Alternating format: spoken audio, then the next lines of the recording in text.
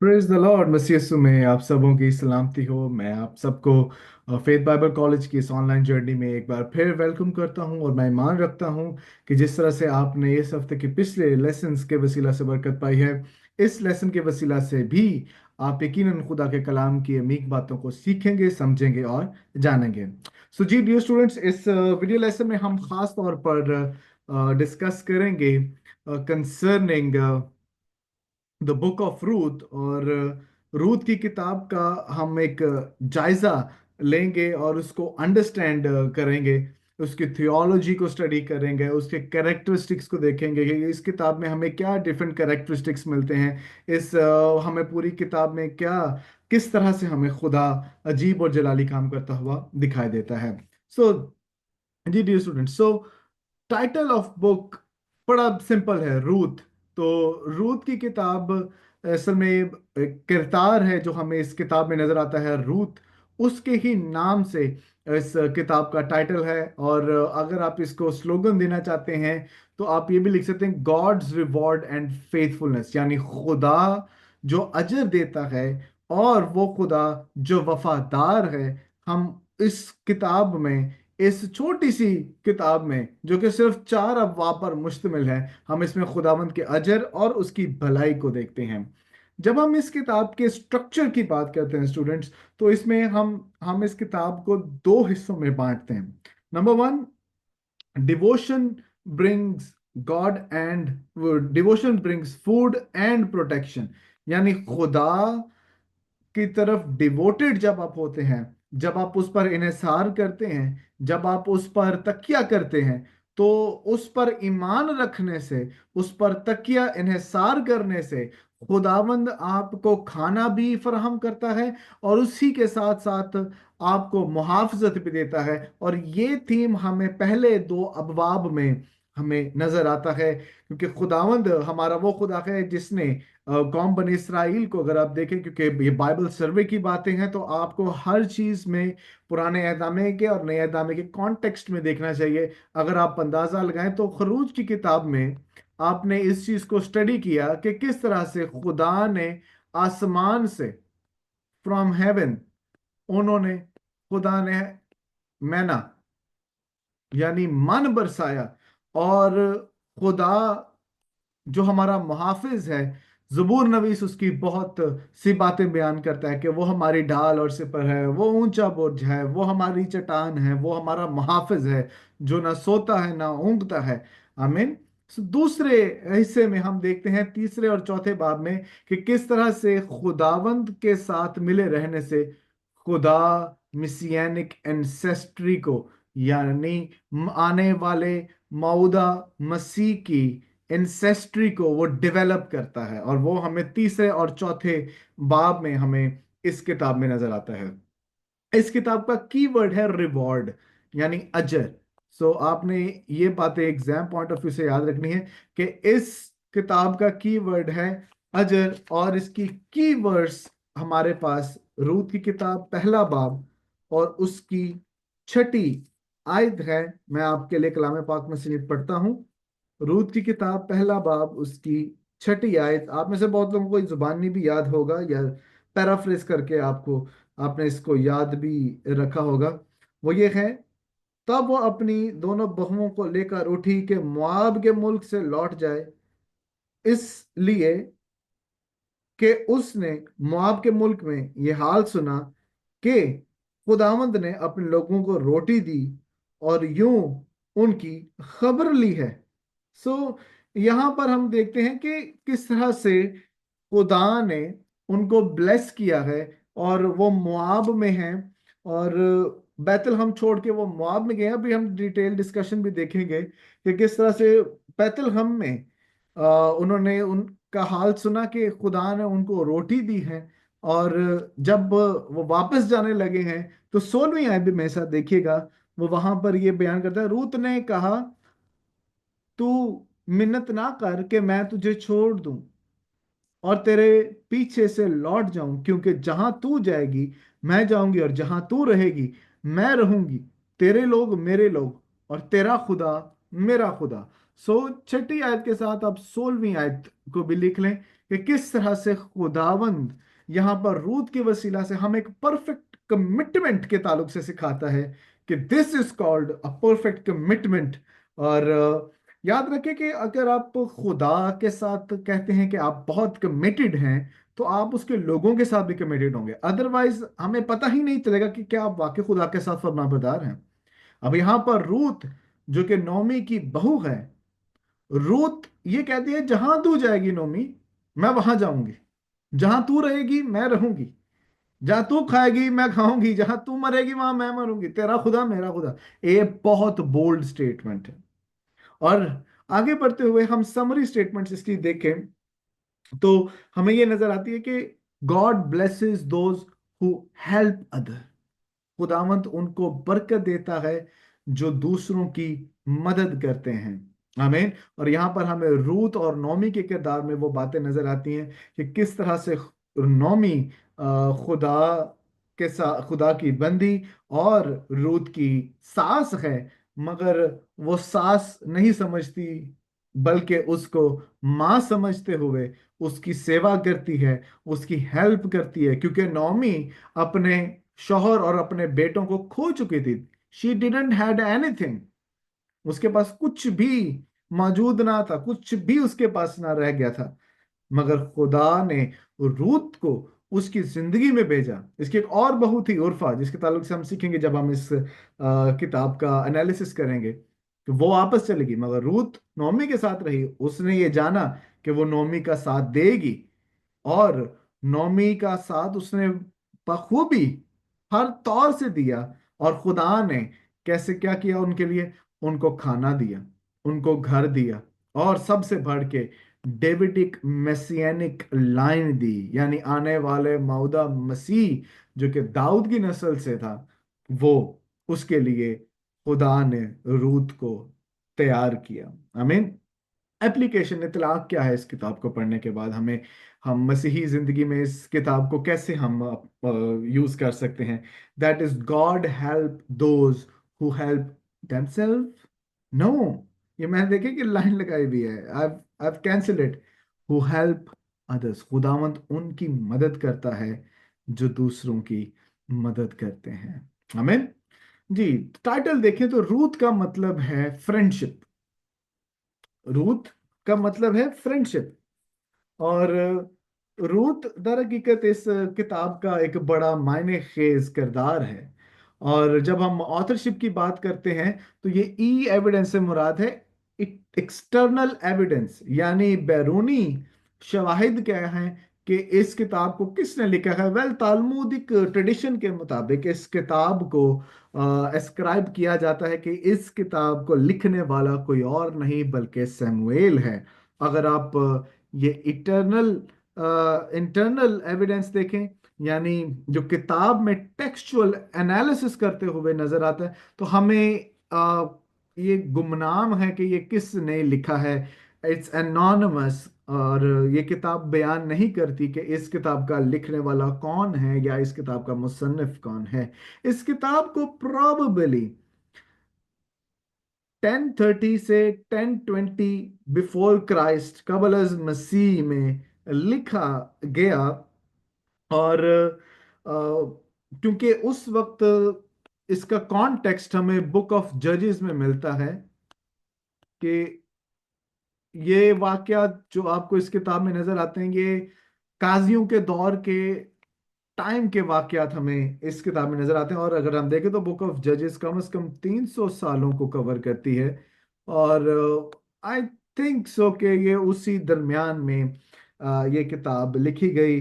और रूथ क्योंकि दाऊद की दादी लगती है, she was the grand mother of David.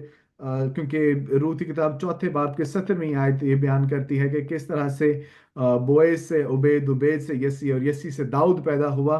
So Ruth दर हकीकत उसकी दादी लगती है। और इसीलिए मैं इसको 1030 टू 1020 कबल अज़ मसीह के दरमियान इस किताब को डेट करता हूँ। अब रेसिपिएंट्स के ये लिखा किनको गया?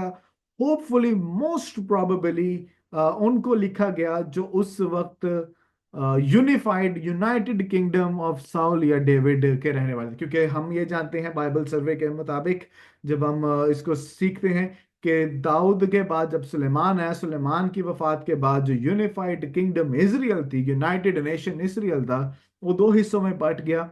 एक को शुमाली सल्तनत कहा गया, एक को जनूबी सल्तनत कहा गया, नॉर्दर्न किंगडम, बाद में सदर्न किंगडम। और 10 कबीले एक तरफ हो गए, यानी इसराइल में हो गए, और दो कबीले एक तरफ हो गए, जिसको बाद में यहूदा कहा गया। सो इसराइल और यहूदा में ये डिफरेंस है, मगर उस वक्त ये ऐसा कुछ नहीं था। It was a unified kingdom.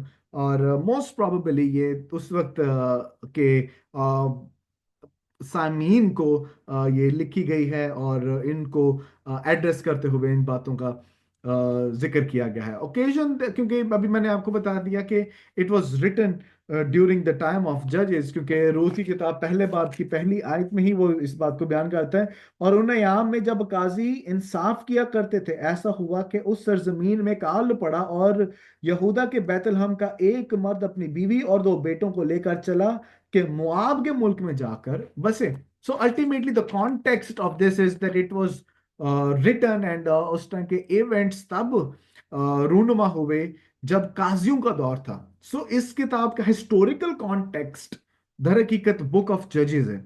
और अगर आप देखें तो कजात की किताब बुक ऑफ जजेस वो आपको डार्क साइड दिखाती है स्टोरी की, मगर रूथ की किताब आपको फेथफुलनेस दिखाती है कि किस तरह से, अगर कुछ लोग ऐसे हैं जो खुदा के फर्माबरदार नहीं है, तो इसका हरगिज मतलब नहीं है कि सब के सब ही नाफरमान हुए।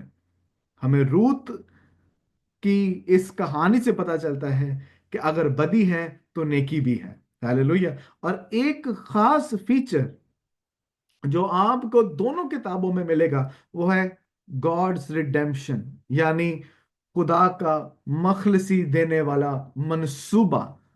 और देखें तो खुदा मखलसी कज़ात की किताब में काजियों के वसीला से देता है, मगर रूत की किताब में वो एक एक कपल के थ्रू, एक जोड़े के थ्रू देता है, और वो जोड़ा रूत और बॉयज का है। आमीन। चलिए जी, अब there are some characteristics of this book, और there are going to be 5 characteristics, और आपने इसको एग्जाम पॉइंट ऑफ व्यू से लाजमी याद रखना है, बिकॉज मैं एग्जाम में पूछूंगा write down the 5 characteristics of book of Ruth. तो आपने इनको लिखना है। पहली बात ये, पहला कैरेक्टरिस्टिक ये है कि Ruth is the only one of the two books named after a women. यानी रूथ की किताब उन दो कुतुब में से एक है जो जिनका टाइटल एक औरत के नाम पर रखा गया। एक रूथ की किताब है और दूसरी है आस्तर की किताब। और आप अंदाजा लगाएंगे, ये दोनों ने मिक्स्ड मैरिजेस की थी। अब रूथ मुआबी थी और आस्तर यहूदी थी, मगर आस्तर ने गैर कौम के बादशाह से शादी की, और रूथ ने उसके बाद हमें बॉयज के साथ, जो यहूदी हैं, उसके साथ शादी करते हुए हमें दिखाई देता है। तो रूथ वॉज अर्जेंटाइल, वो मुआबी थी, गैर कौम से बिलोंग करती थी, मगर उसने एक अबरानी से, एक इसराइली से शादी की। और उसके बाद आप देखें तो इसकी टोटल आपको आयात 84 आयात मिलेंगी इस किताब में, जिसमें से 59 डायलॉग्स हैं, 59 वर्सेस डायलॉग्स हैं। सो कैनोनिकली जितने भी आपके पास ओल्ड टेस्टामेंट में किताबें नजर आती हैं, गजल और गजलात के बाद सबसे ज्यादा डायलॉग हमें रूथ की किताब में नजर आता है। और एक डेलिस थियोलॉजिकल सेमिनरी के प्रोफेसर हैं, रॉबर्ट किस्लॉम। तो उन्होंने एक किताब लिखी द थियोलॉजी ऑफ रूथ। तो मैंने ये 3 पॉइंट्स उनकी किताब में से मैंने डिराइव किए कि it is the most beautiful love story. रूह की किताब में सबसे खूबसूरत मोहब्बत की दास्तान मिलती है। और मजे की बात यह, इसमें कभी मोहब्बत का लफ्ज इस्तेमाल ही नहीं हुआ। नौमी शुरू में अपने आप को कड़वा समझती है, कड़वाहट से भरी हुई, मगर इख्तिताम में देखें तो वो बिटरनेस में नहीं रहती, बल्कि ब्लेसेड रहती है। उसके बाद ये बाज नहीं है, बोएज है। तो बोएज रूथ के लिए दुआ करता है कि वो खुदावंत के परों में सलामत रहे। और बाद में हमें देखते हैं कि रूथ उससे मिन्नत करती है कि तू मुझे अपने परों में छुपा ले, यानी मैरिज प्रपोजल दिया गया है। रूत की किताब का कज़ात की किताब के साथ मुताबिकत अगर करें, कंपेयर करें, तो आपको कुछ डिफरेंसेस नजर आते हैं। मिसाल के तौर पे कज़ात की किताब में आपको फेथलेसनेस दिखाई देती है कि लोग बेईमानी में, बेइत्तेकादी में जिंदगी बसर कर रहे हैं, मगर रूत की किताब में आपको वफादारी नजर आती है। कज़ात की किताब में आपको इमोरलिटी नजर आती है, बदकारी नजर आती है, आपको बदी नजर आती है। मगर रूत की किताब में आपको रास्तबाजी नजर आती है। कज़ात की किताब में आपको एडल्टरी यानी गैर माबूदों की परस्तिश नजर आती है, मगर रूत की किताब में आपको हकीकी और सच्चे खुदा की पैरवी नजर आएगी। या कज़ात की किताब में आपको डिक्लाइन नजर आता है कि लोग नाकाम हो रहे हैं, मगर रूत की किताब में आपको डिवोशन नजर आती है कि वो खुदा के साथ मिले हुए हैं। कज़ात की किताब में आपको लड़ाई, जंग नजर आएगी, मगर रूत की किताब में आपको अमन और सलामती नजर आएगी। आमीन। आखिरी और भी बहुत सारे कैरेक्टरिस्टिक्स हो सकते हैं, लेकिन ये मैंने कुछ 5 आपके लिए चुने। तो पांचवी बात ये है, this is this book can be understood in light of two customs of Mosaic law. इस किताब को हम मूसवी शरीयत के मुताबिक दो बड़े लॉज के मुताबिक हम इसको समझ सकते हैं। मैं और रेफरेंस में पढ़ूंगा, आप वीडियो पॉज करके इन रेफरेंसेस को पढ़ें।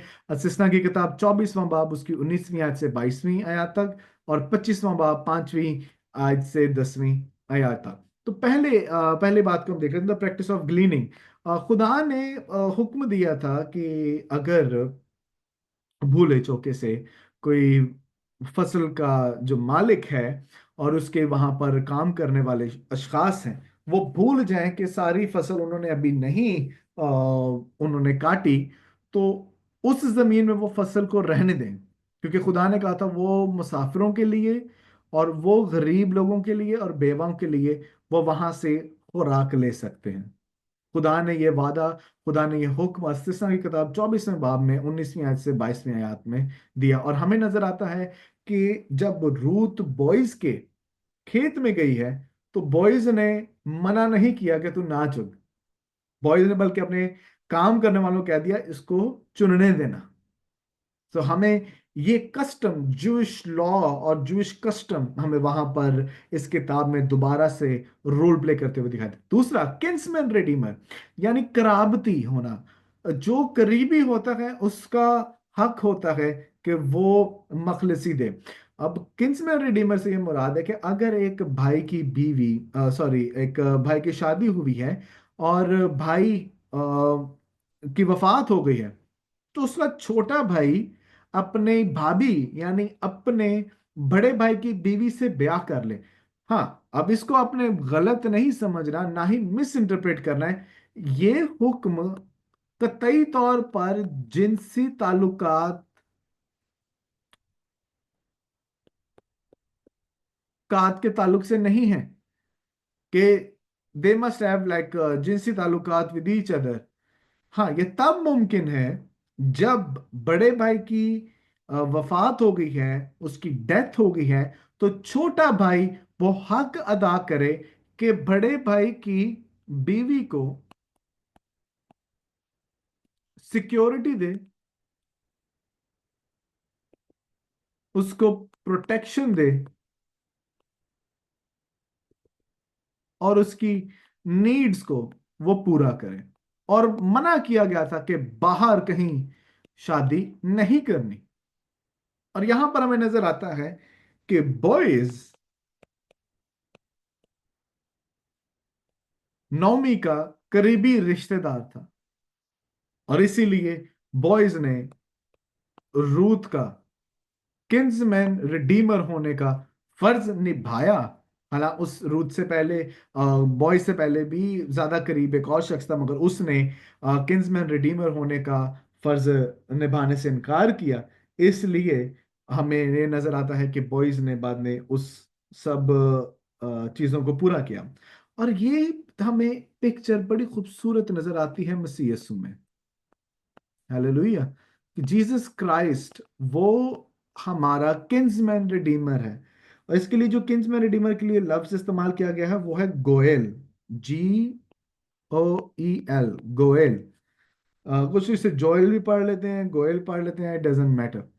तो गोयल ये जो लव ए किंग्समैन रिडीमर के लिए ये एक बड़ा खूबसूरत रिलेशनशिप बयान करती है मसीह यीशु का कलीसिया के साथ। और मगर देर आर 4 रिक्वायरमेंट्स गोयल होने के लिए और मखलसी देने के लिए। Number 1, he must be blood related to the redeem.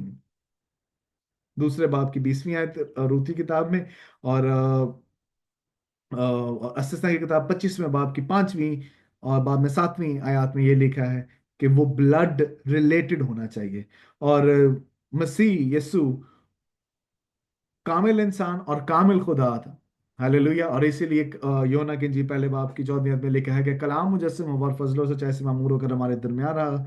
हमने उसका ऐसा जलाल देखा जैसे बाप के इकलौते का। फिलिप्पियों का दूसरे बाब की 5वीं और 8वीं आयत तक हमें हम पढ़े तो पता चलता है कि उसने अपने आप को खाली कर दिया, खादिम की सूरत इख्तियार की, यानी उस वो हमारे जैसा हो गया। और अबरानियों का हवाला पढ़े दूसरे बाब में 14वीं और 15वीं आयत, वो हमारी ही तरह था। आमीन।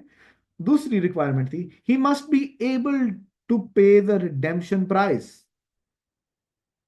वो मखलसी के लिए जो अदायगी है, जो रकम है, वो अदा करने के काबिल हो। दूसरे बाब रूथ की किताब दूसरे बाब की पहली आयत, और उसके बाद दूसरा हवाला देख ले, पहला पतरस पहले बाब की 18वीं और 19वीं आयत। उसने अपने बेशकीमती खून से हमें खरीदा है।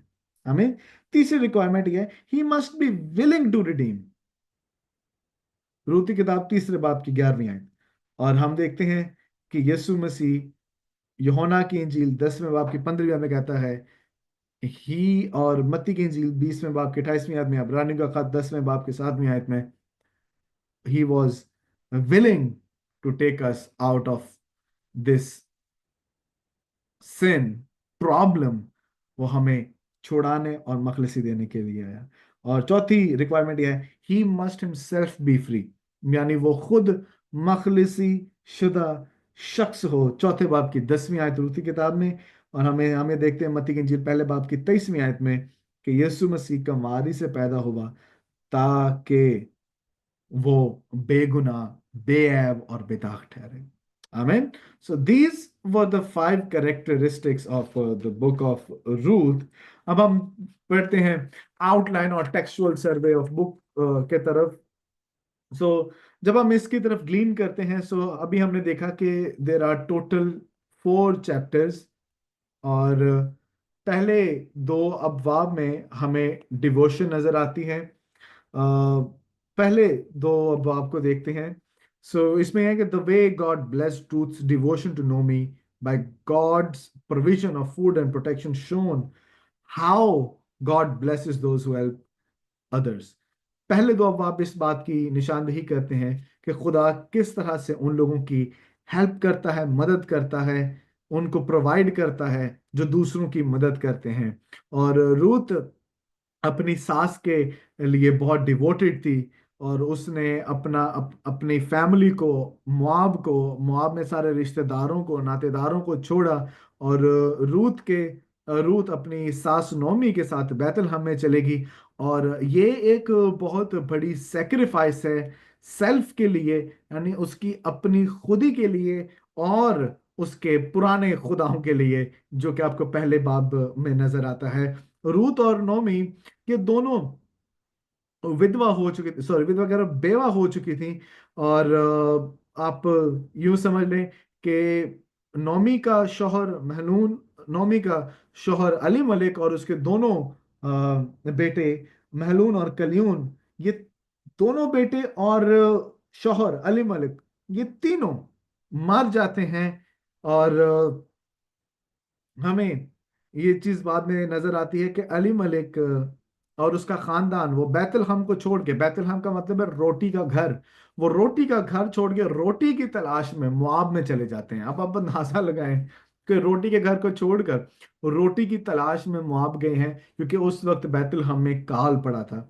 मगर रूथ की डिवोशन देखें, जब कोई भी शख्स नोमी के साथ खड़ा होने वाला नहीं है, उर्फा और रूथ से नोमी ने यह दरखास्त की कि तुम दोनों वापस अपने अपने घरों में चले जाओ, और वहां पर काफी बहस और मुबासा होता है, जिसका जिक्र आपको पहले बाब की 6वीं आयत से 18वीं आयत तक मिलता है। कि वहां पर नोमी पूरी कोशिश करती है कि ये दोनों बहुएं वापस चली जाएं, मगर उर्फा तो वापस चले जाती है, वो बोसा लेती है नोमी का और वापस चले जाती है। मगर रूथ कहती है, जहां तू जाएगी मैं वहां जाऊंगी, तेरा खुदा मेरा खुदा, जहां तू रहेगी मैं रहूंगी। So this is the symbol of a perfect obedience. और खुदावंद यहाँ पर अपनी परफेक्ट ओबीडियंस को वहां पर नोमी के लिए रूथ के वसीला से वहां पर दिखाती है। उर्फा वापस पहुंच जाती है अपने अपने सेल्फिश लाइफ के अंदर, पेगनिज्म के अंदर, एडॉल्ट्री लाइफस्टाइल के अंदर। मगर रूथ खुदा के घर में, रोटी के घर में पहुंचती है। नोमी का मतलब है खुशगवार। लेकिन जब नौमी मुआब से वापस आती है तो वो कहती, मुझे वो खुशगवार मत कहो, मुझे मारा कहो, यानी कड़वाहट कहो, क्योंकि खुदावंद का हाथ मुझ पर बड़ा है। तो जिस तरह मैंने पहले बताया कि शुरू के अबाब में हमें नौमी बिटर नजर आती है, मगर एंड पे हमें नौमी ब्लेस्ड नजर आती है। हालेलुया। और रूथ की डिवोशन देखें कि रूथ नौमी के लिए, उसको खाना फराहम करने के लिए वो वहां पर काम करती, वहां पे जाके बैठ नहीं जाती कि चले मेरी सस तू तू काम करते मैनू खुआ। वो जो इसका जिक्र आपको दूसरे बाब में मिलेगा, वो रिक्वेस्ट करती है कि वो जाकर बाहर खेत में, किसी के खेत में काम करे, ताकि वो फाइनेंशियली और खास तौर पे प्रोटेक्शन एक बन सके नौमी के लिए। और हमें नजर आता है कि वो खुदावंद के प्रोविडेंस के वसीला से, याद रखें कि हादसा कभी नहीं होता, खुदावंद हादसे नहीं करता। वो हादसा हमारी नजर में हो सकता है, but it is actually a Providence of God. खुदावंद ने ये ठहराया था कि वो बॉयज के खेत में पहुंचेगी, और बॉयज रूथ का करीबी रिश्तेदार निकलता है, नौमी का एक्चुअली। और नौमी के वसीला से रूथ का रिश्तेदार बन जाता है। और दूसरे बाब के साथ 17वीं आयत से 23वीं आयत में देखें तो वहां पर रूथ के लिए बॉयज खाना देता है, और खास तौर पर वो किन्समैन रिडीमर यानी कराबती होने का किरदार का हक भी वो उसे बताता है। और जब तीसरे और चौथे बाब में पहुंचते हैं, जी, तो तीसरे चौथे बाब में आप देखें तो वहां पर डेविडिक या मेसियानिक लाइन की तैयारी की जाती है। और रूथ रिक्वेस्ट करती है तीसरे बाब में बॉय से कि वो उसके साथ शादी करे, और करीबी होने का हक उसे अदा करे। और मगर बॉयज बताता है कि उससे भी ज्यादा करीबी एक और शख्स है, मगर वो शख्स करीबी होने का हक नहीं निभाता, और वो इनकार कर देता है। मगर बॉयज कहता है मैं हक निभाऊंगा। और इसी तरह से बॉयज और रूथ की शादी होती है। और मैं चाहता हूं कि हम इस बात पे एंड करें, जब मेरे साथ चौथा बाब निकालें। और चौथे बाब की 17वीं आयत देखें। वहां पर लिखा है, और उसकी पड़ोसनों ने उस बच्चे को एक नाम दिया और कहने लगी कि नौमी के लिए बेटा पैदा हुआ, सिवा उन्होंने उसका नाम उबेद रखा। तो बॉयज और रूथ का बेटा हुआ जिसका नाम उबेद रखा गया, और वो यस्सी का बाप था जो दाऊद का बाप है। अब ये यहाँ पे एक बड़ी जबरदस्त वर्ड मिला, बाप है। इट मीन्स के it was being written at time of David, उसके रीडर्स के लिए ये अब की किताब लिखी जा रही है, क्योंकि यहाँ पर वो प्रेजेंट टेंस का इस्तेमाल कर रहा है। सो यहां से हमें नजर आता है कि बोएज, उबैद,